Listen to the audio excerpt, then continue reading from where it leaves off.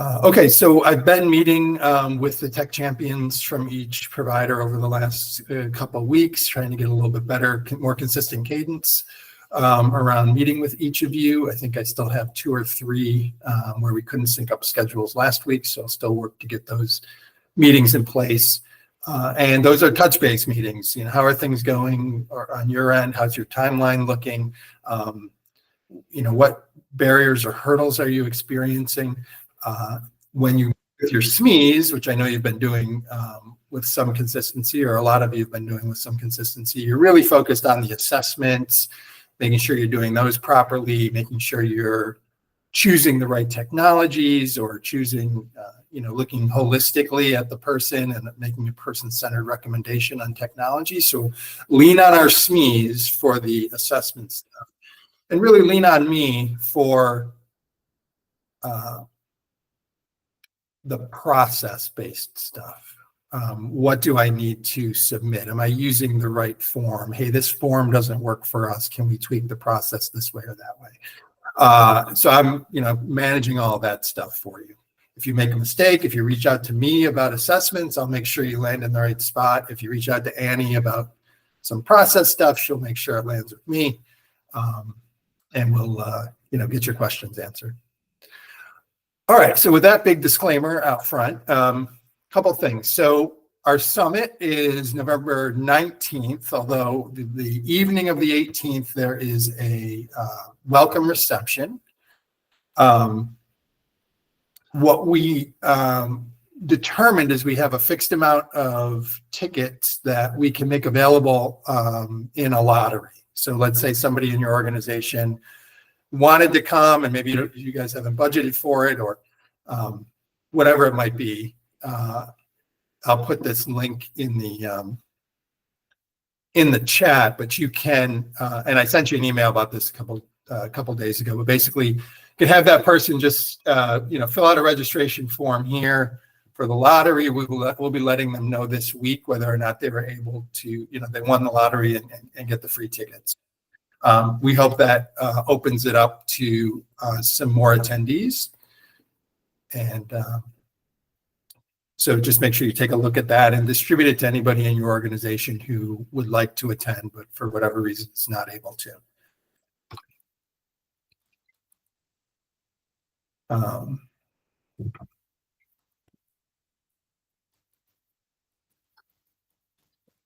right. Okay, so I wanted to go through some of the assessment process. And a little bit of the feedback I'm getting as I meet with everybody is, man, there's just a lot of stuff. There's process flows, and there's an assessment form, but it's different. It's also different than the shift assessment form. And there's, I also need to submit a tech recommendation, and, oh, how do I submit for a reimbursement for the tech that we're putting in? And oh, by the way, there's attestation forms I have to submit to get my incentive payments. So, like, I understand we've inundated you with a bunch of stuff, and a Google Drive is nice, but sometimes it needs a map to help you find. So I'll, you know, switch screens here for a second. And I put together a doc that I hope at least narrows down, excuse me, the items that you should be focused on.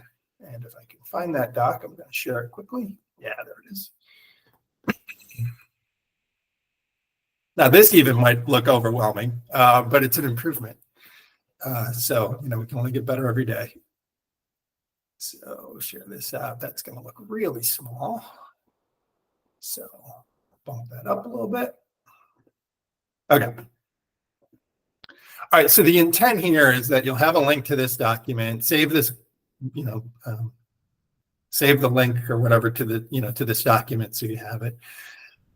And the intent is it just groups all of these links, all of these forms and surveys and such based on what they refer to. So the first section is all around assessments and assessment prep, assessment forms. Second section is links to the education material, administrative stuff like attestation forms, vendor info like the matrix, the vendor matrix, not the movie. Links regarding policies and procedures, including the checklist, the best practices. We have an example from a provider that agreed to share it that you can look through, and links regarding the innovation grant. These are the main areas where we're getting questions. And some of those questions are just, where do I find this, right? And I again, Google Drive can get overwhelming sometimes. So just going to quickly walk you through a little bit more in depth. So the assessment process, we've recorded a meeting about like, hey, what does this process look like? So that meeting recording is here. And there's a one-pager that shows you the process flow. We've looked at this during the meetings before, but if you click on that and you're sort of like, well, what's the step-by-step I need to go through in the assessment? That document should help you understand what you need to do, what forms you need to submit when. So that's something you can lean on around the overall process. Within that process, you need to access a bunch of different documents. So we have been asking for you to do an initial survey of your beneficiaries. So when you first go out to do your survey, when you first go out to meet with an individual, before you assess them, there's a 5-question survey. I just brought it up on the screen. It's very straightforward. Questions about their independence, the technology they use, their quality of life. This is the baseline data that we're using for some of our base measurements. So the reason I'm calling this out is I'm not seeing this come through very much, and I know a lot of you are doing assessments. So it's either that you forgot, right? Or that, maybe you're doing this on paper or something and not on the online form. So we need one of these filled out for each person that gets assessed. Okay. And it's very quick. So we certainly want it done when you first go out to meet with the person. It's only 5 questions and it shouldn't take 5 minutes. If you've assessed somebody, excuse me, and did not do this survey, we're asking you to loop back with them. As long as they haven't had the technology installed yet, loop back with them to capture this data. And again, it doesn't have to be done in person. It can be done if you're able to do it over the phone with the individual or over the phone with the caregiver, talking with the individual, whatever it might be. We just ask you to complete that survey.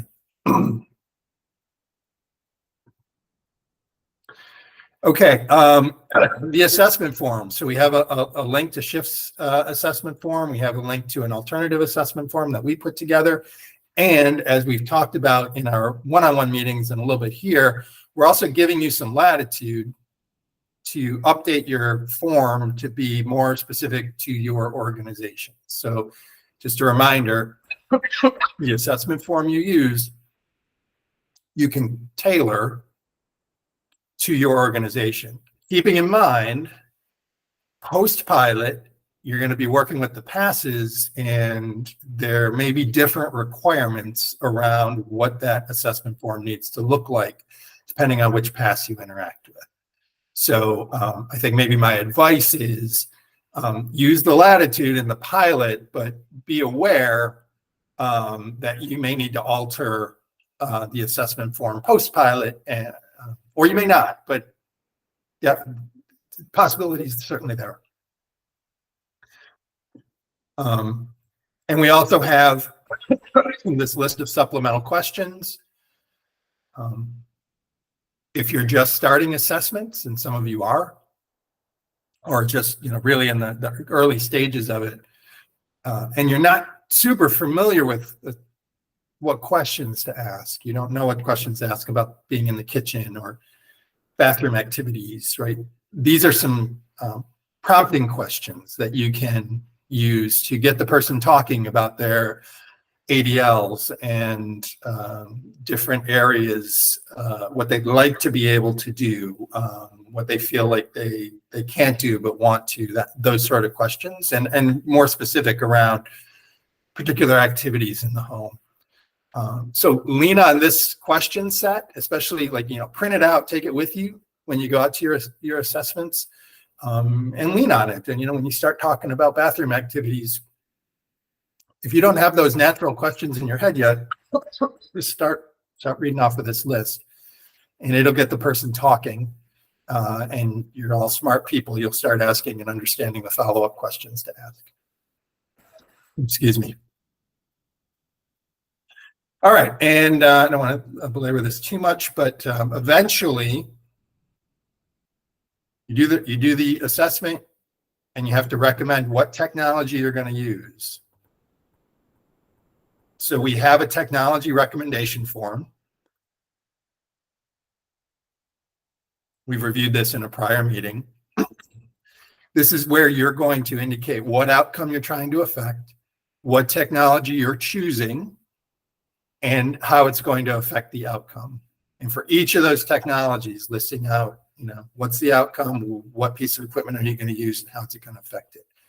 This needs to get submitted for each individual that you're recommending technology for, and this goes to your SME. And they'll read through it. They'll coach you on how to write the proper justifications with the Annie's worked for MCOs in the past. Elena's done a lot of assessments in the past. They're going to be able to help you, write the justification in a way that's truthful and also supporting of what you're choosing. And then in addition on this form, what backup plans do you have for that technology? If it fails, if the internet goes out, how is your organization going to respond and make sure that that person's level of care doesn't change during that outage? And then lastly, what is everything going to cost? This form is what our SMEs review and approve. So they want to see your assessment because they want to see that you're asking the right questions and taking notes that make it feel like you're being thorough in your assessment. But it's this tech recommendation that they're reviewing to actually approve. So once you have an approved tech recommendation back in your hands, you're contacting vendors, placing orders, setting up installations. Amy's nodding her head because that's when the real work starts. So this has to be submitted along with the assessment, and I just want to make sure everybody's clear on that. All right, and I'm gonna stop on the assessment section with the next piece. Once you've ordered everything, you've got receipts, you've got invoices, you've got whatever it is. You're going to submit those to our team through an online form. Think about it like an expense report you might fill out for your organization when you go to a conference or you travel someplace, right? It looks very much like that. What's the expense? How much did it cost? What was the quantity and such, right? That comes into us, and what we do, like that needs to match up the approved tech recommendation. You're going to list all the equipment, the cost. And then at the end of the month, we send that in to DHS so DHS can reimburse your organization for that technology expenditure, up to $5,000 per person. I know we've gone over a lot of this information before, but some of you are just starting this piece, and I like to make sure it's fresh in your mind. So one other thing I wanted to point out, excuse me.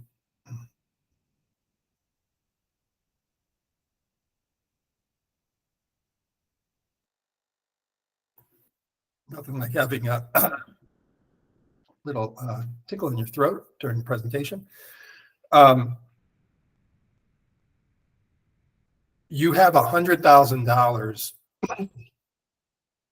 of technology reimbursement At the beginning, the goal was 20 individuals.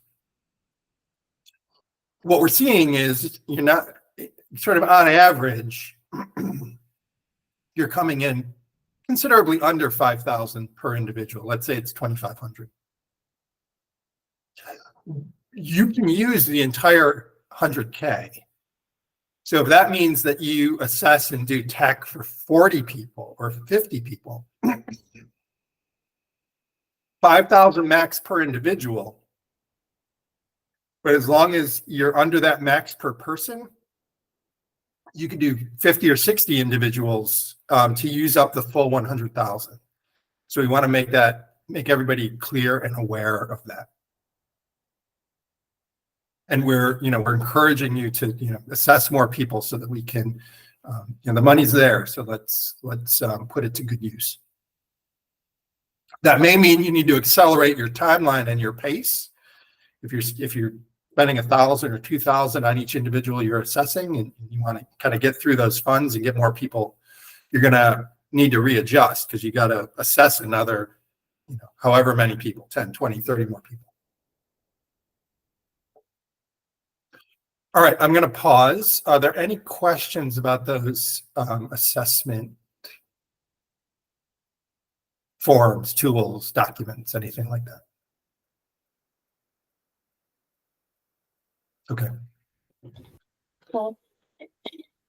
Yes. I have a question. I've got returns. Like one of my clients that I did submit the reimbursement form, I've got some of those devices that aren't going to work. So how do I handle that? So you purchased them, went to install them, they don't fit, they don't, whatever, 5 or 10 different reasons could be. Yeah. And you need to return them. And you already submitted the reimbursement form? Yes, because I thought that was going to be the end of it for her, but yeah, no, it wasn't. So I think the best thing to do there is to let me know which form it was and really do a resubmit. I believe you can go in and edit the forms. So, but you and I, maybe we can test this after the call. Okay. When you submit that form, you should get a response back saying, "Hey, thanks for submitting the reimbursement request form." You're not getting that. Okay. So I'm going to take a note to make sure that's fixed. What should happen is there should be an edit link in the response you get back. So first, you're not getting a response. Nope. I got to fix that. There'll be an edit link in there that you can go back in and update. Okay.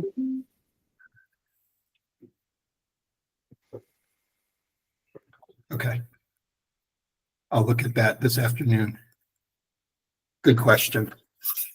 And we are going to have sort of these one-off situations. And I know Amy has been upfront on this and experiencing some of the struggles that happen with installations and, I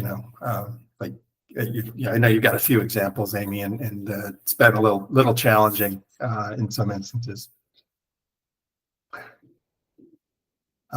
Okay. All right, so then just moving on to education, link to the YouTube channel. So all of our speaker series, all of our vendor spotlights, these types of meetings are all out there.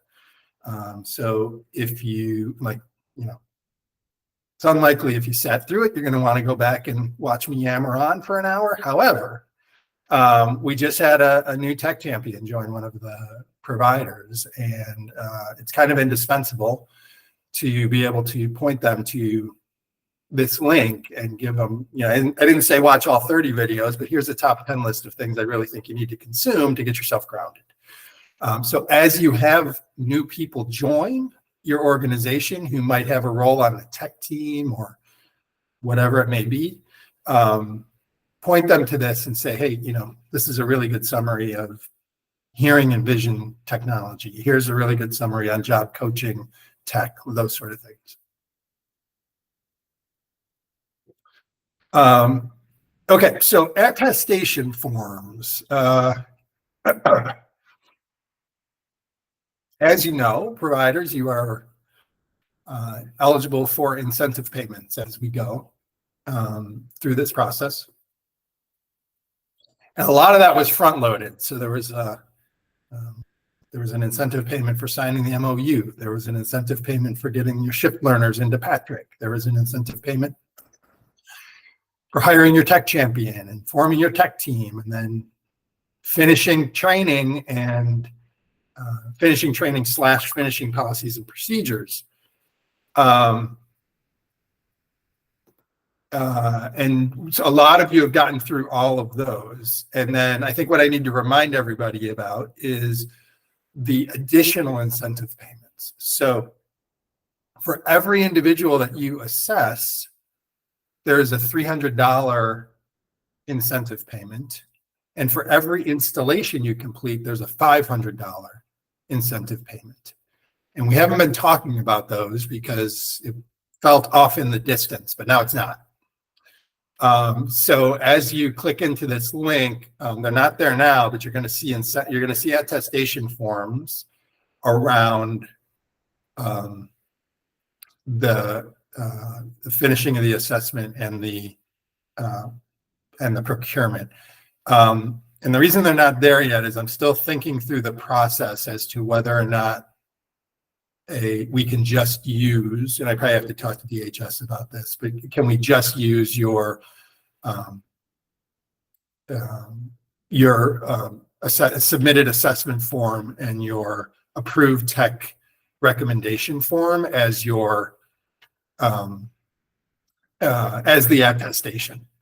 So once we have those, knowing that you've completed that, I've got to sort through that with DHS. But just keep in mind that that's there. So it's $800 incentive for each individual that you install tech for. We haven't talked about that in a while, so I wanted to bring it up. Most of you have the first set of incentives already paid out. If you're not done with your policy, there's two things that are blocking one of them. Some of you haven't finished your shift learning. You've got one or two stragglers that you're getting through. And combined with that, you haven't had your policies and procedures approved. I think that's on, we're down to like just a handful of providers there. So that will unlock an incentive payment if you are able to get your shift learners over the finish line and get your policies and procedures approved.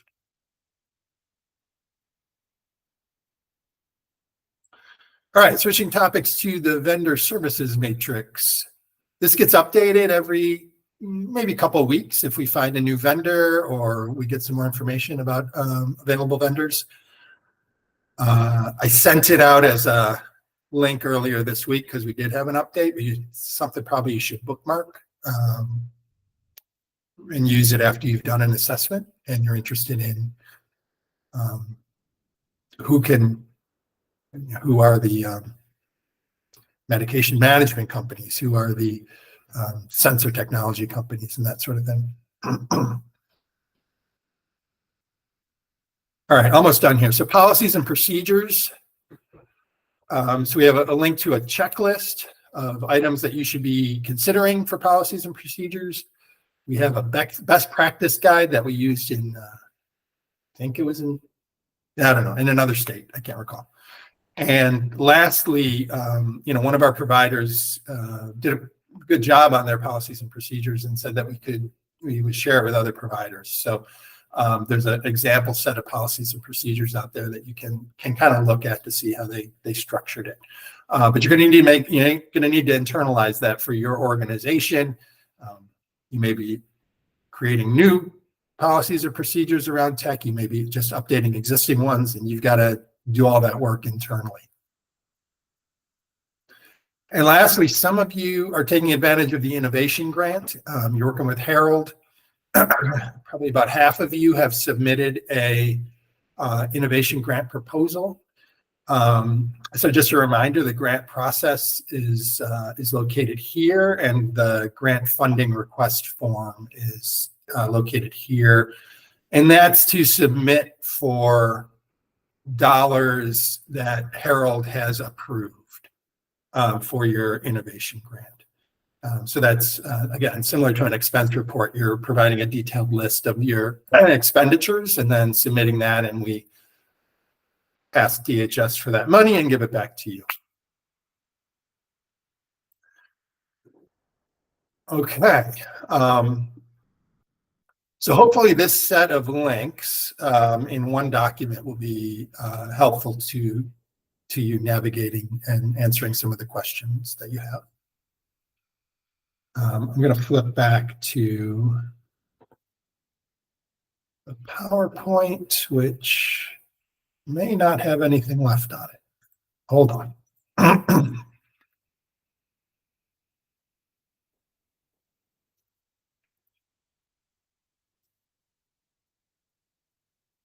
Maybe.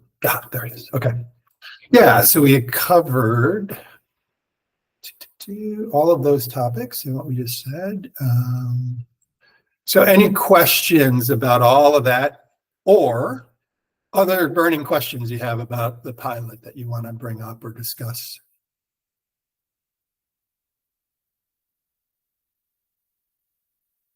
Okay.